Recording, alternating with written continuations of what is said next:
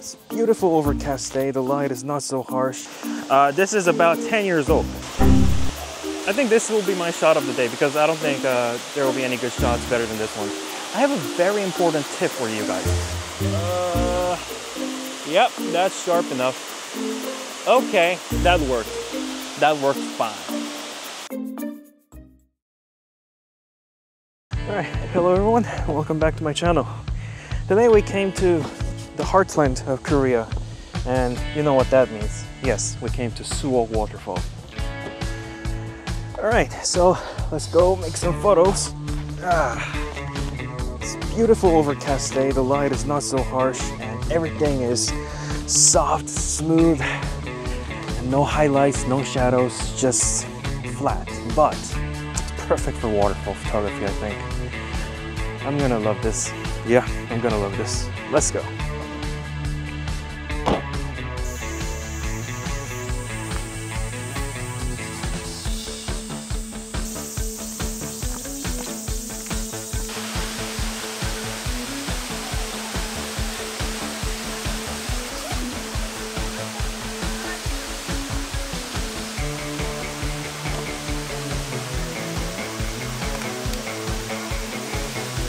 Alright, so we're here at the waterfall, and today's objective is to use this old lens. It's my Canon 16-35 F4 USM lens. This is about 10 years old, and now I'm going to use this lens to shoot this waterfall right here, as you can see. You can see, right? Yeah, you can see. But one problem, as you can see, there are a lot of people, so I'm just going to have to wait until they go away, or either find a place where they are not, so that I don't have to bother them. I don't want to bother people, so let's go.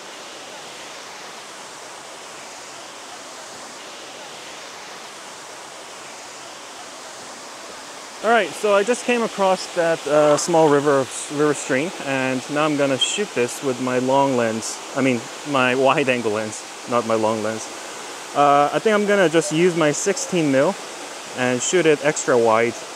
Now, again, currently the weather is quite moody. It's over, the sky has an overcast, but it's quite bright compared to this shadowy area, which is the waterfall, and therefore I'm going to bracket this. So I'm gonna make two shots, and of course, as I'm doing it, people are coming into my frame, so which is really not great. Oh man, I don't want to use too much shutter speed with this one, so I think I'm gonna use my 3-stopper and see 6-stopper and see how much shutter speed that gives me. So that gives me 8 seconds, which is too long, because I want to capture that powerful might of the waterfall, and therefore I'm gonna use a 3-stopper, again polarized, and then focus to the waterfall. Now again, I'm gonna use this shot as that's exposed to the waterfall correctly, and then the sky, and then I'm gonna put them together so that the sky will be exposed correctly with some clouds on it, and the waterfall will be exposed correctly as well. Alright, so all I need to do is I just need to wait until those people go away, and when I make a shot, well, here's the shot. To my surprise, I didn't have to bracket this image, as the 1-second exposure captured all the details of the sky. The image itself isn't so special, it's just a simple warm-up shot for the day. But just wait until you see the second image, it gets better. Okay, so I just moved on to a little bit of higher ground here now, and I'm looking down at the waterfall, the pond actually, not the waterfall. And the waterfall pond, from the cascade, there's bubbles being formed and it's circling around. So I'm gonna make sure I capture that, like star trails, like, you know, circling like that, white lines. However, these bubbles are not exactly circling, they're more like zigzagging and circling at the same time. So I'm not sure if I'll capture that really clearly, but let's try. So I've put on my 6-stopper on with my polarizer, and I use my polarizer because if there's a glare on the water, then these white foam will not look vividly. So I use my polarizer for that reason, and ISO 100 f11 30 seconds, and there we go. Now, it's not that windy today, so I hope 30 seconds will not give me that shaky leaves or anything. I hope. But even if it does, it doesn't really matter, because it's more about the foreground, which is this circling trails, not the leaves in the background. So I think it should be okay. So when it's done, well, here's the image.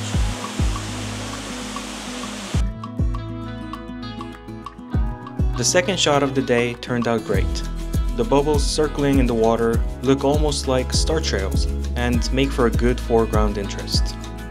Although I wish the bubbles were a little bit bigger so that they would be more vivid. But I am still happy with this shot. I excluded the sky because it was too bright compared to the waterfall, and I wanted to focus more on the waterfall itself. Alright, so I think that shot turned out great. Now the lines are not exactly that vivid as I thought, but I think I can I think I can go through post-processing and make it a little bit, you know, cheat a little, so to say.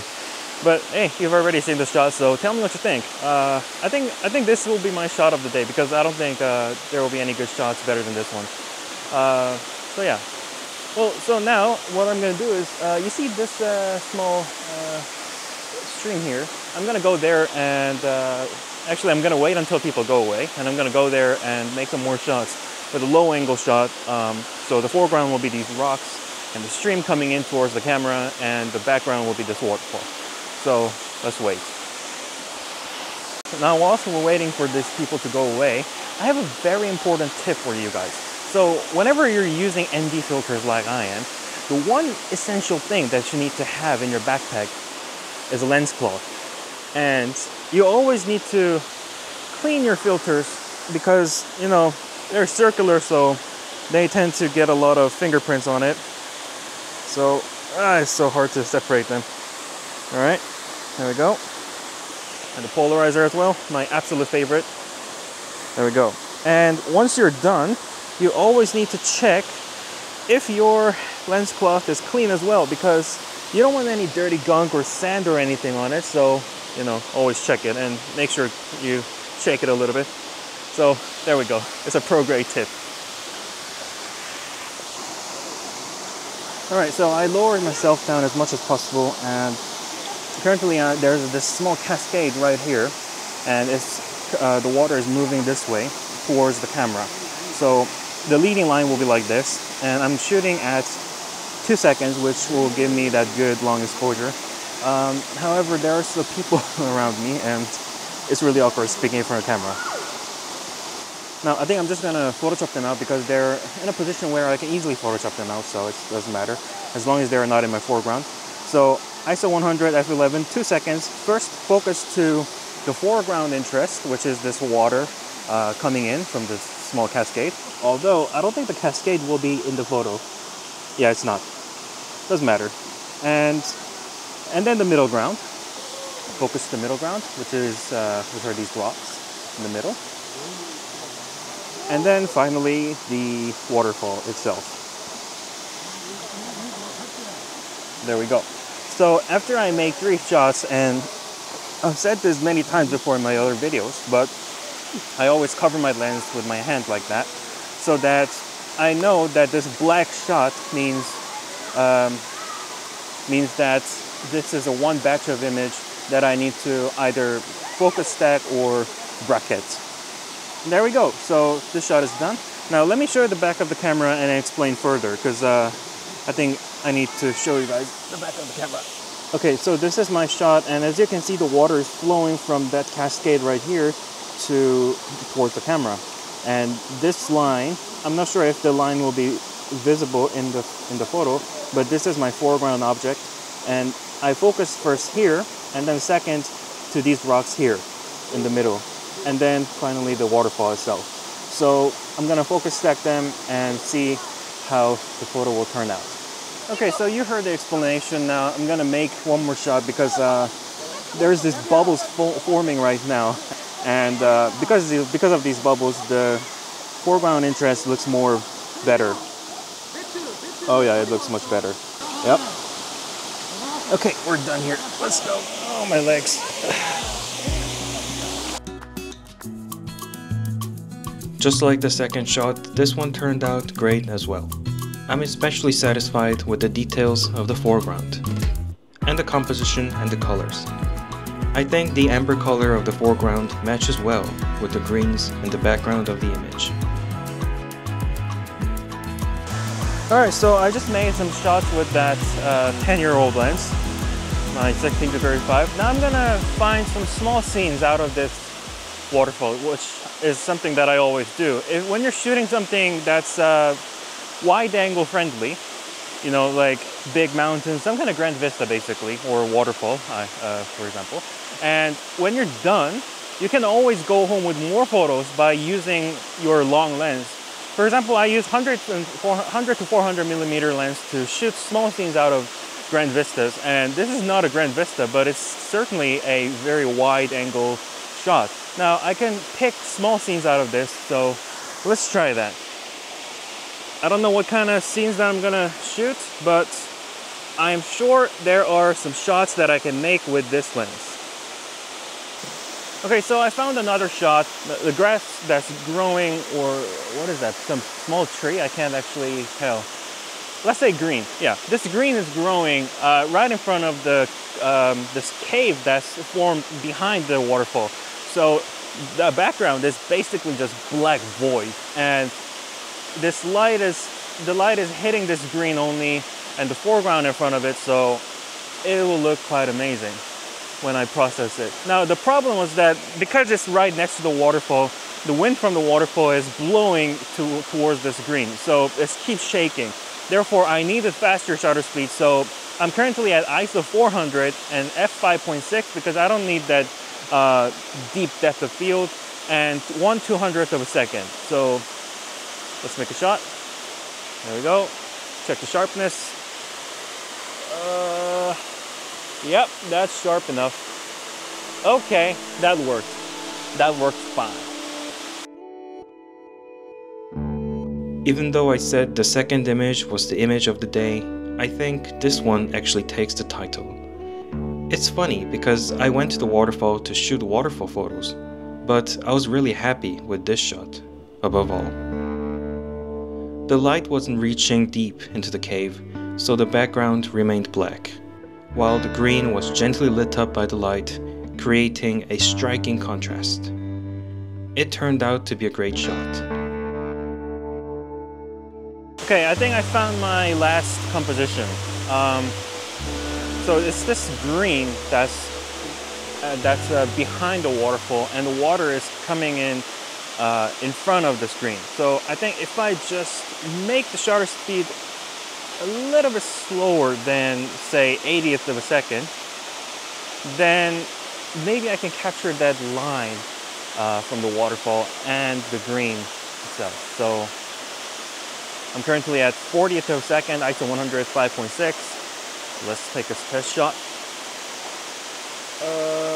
Yeah, okay, I need a little bit faster shutter speed. ISO 160, 80th of a second, 5.6. Oh yeah, this is something that I was expecting. The last photo of the day turned out as I expected. I wanted to capture the water falling from above and in front of the plant. The bright green plant and the black rock it's growing on create a great contrast, and the falling water adds an interesting mood to the image.